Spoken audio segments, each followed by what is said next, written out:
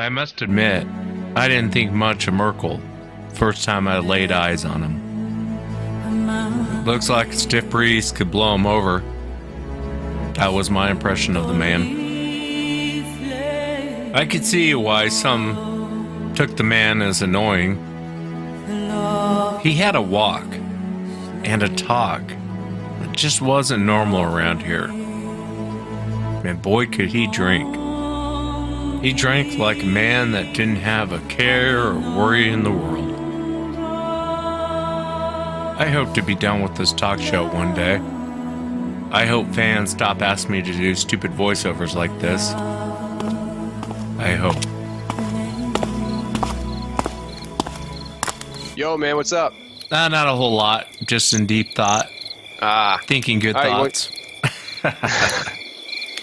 Well, you want to go get some drinks? Yeah, let's get some drinks, man. All right, cool.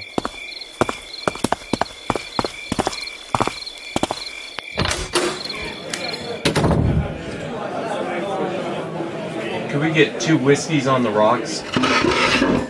Have a seat, brother. Yeah, it's been one of those weeks, man. You ever heard the William Roe encounter? No, I don't think I have. Well, let me tell you the story. The story begins in 1955. Ever since I was a small boy back in the forests of Michigan, I have studied the lives and habitats of wild animals. Later, I supported my family in northern Alberta by hunting and trapping. I've spent many hours just observing the wild things. They fascinated me. But the most incredible experience I ever had with a wild creature occurred near a little town in British Columbia, about 80 miles west of Jasper, Alberta. I had been working on the highway for about 2 years. In October... Yo, why are you telling me this in the first person? Because the story works better if I tell it in first person. Okay. I had been working on the highway for about 2 years. In October 1955, I decided to climb 5 miles up Mica Mountain to an old deserted mine, just for something to do. I came inside of the mine about 3 o'clock in the afternoon. I had just come out of a patch of low brush into a clearing when I saw what I thought was a grizzly bear.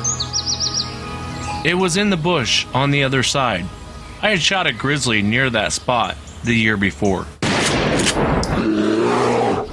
This one was only about 75 yards away, but I didn't want to shoot it, for I had no way of getting it out. So I sat down on a small rock and watched, my rifle in my hands, of course. I could see part of the animal's head and the top of one shoulder.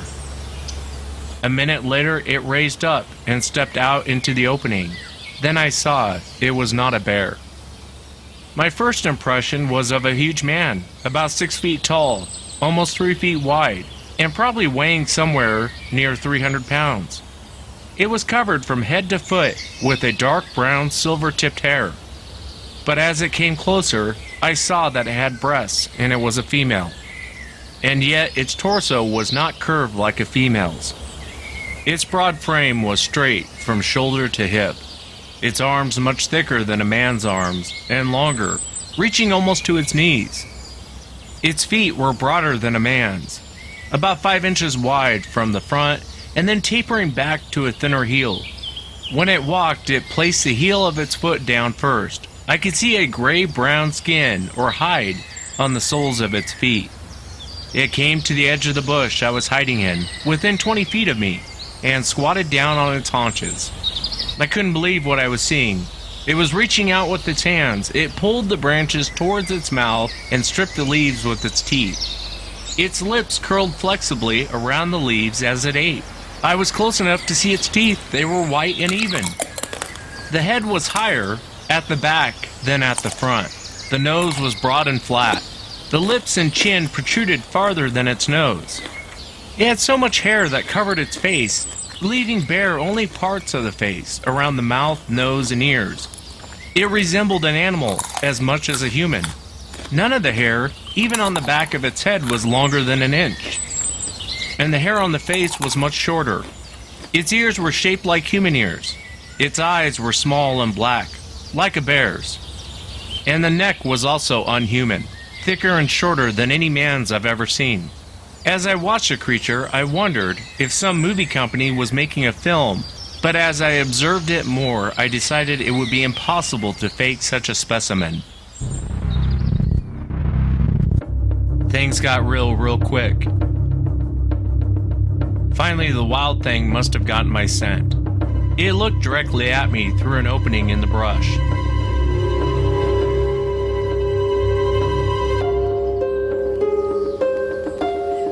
Ah, a sigh of relief. The creature had a look of amazement that crossed its face.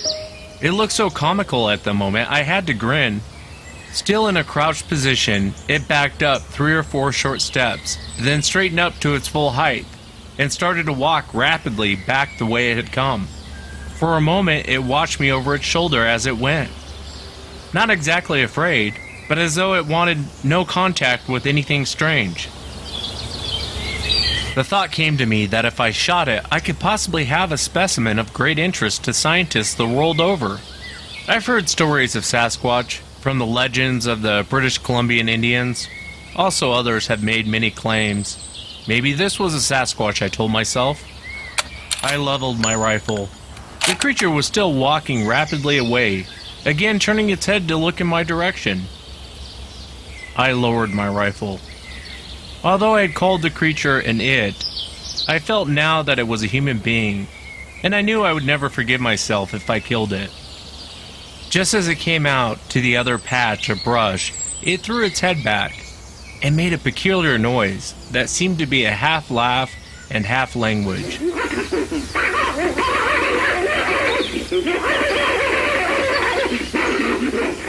Then it walked from the small brush into a stand of long pole pines.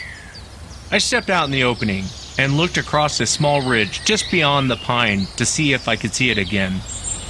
It came out on the ridge a couple 100 yards away from me, tipped its head back again, and again emitted some strange, odd sound. It sounded like half laugh, half language.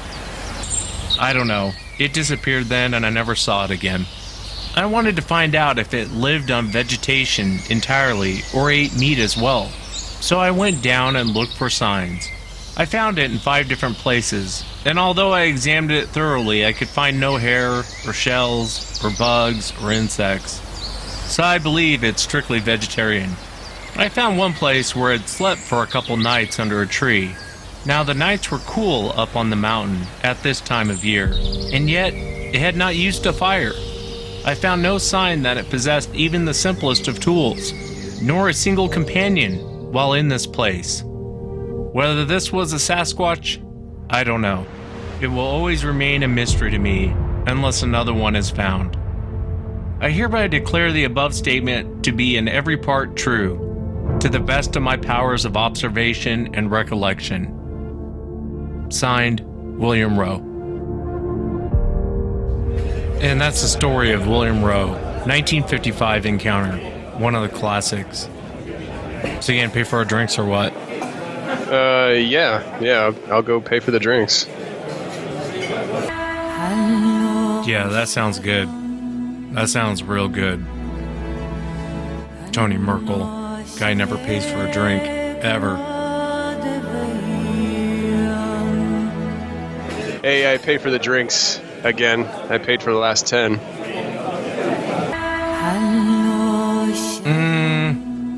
That's actually probably accurate.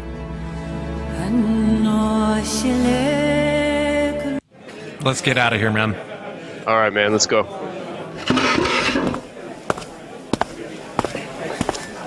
Hey, what are you doing? I'm gonna class this place up before we leave. All right. Let's get out of here. Let's go.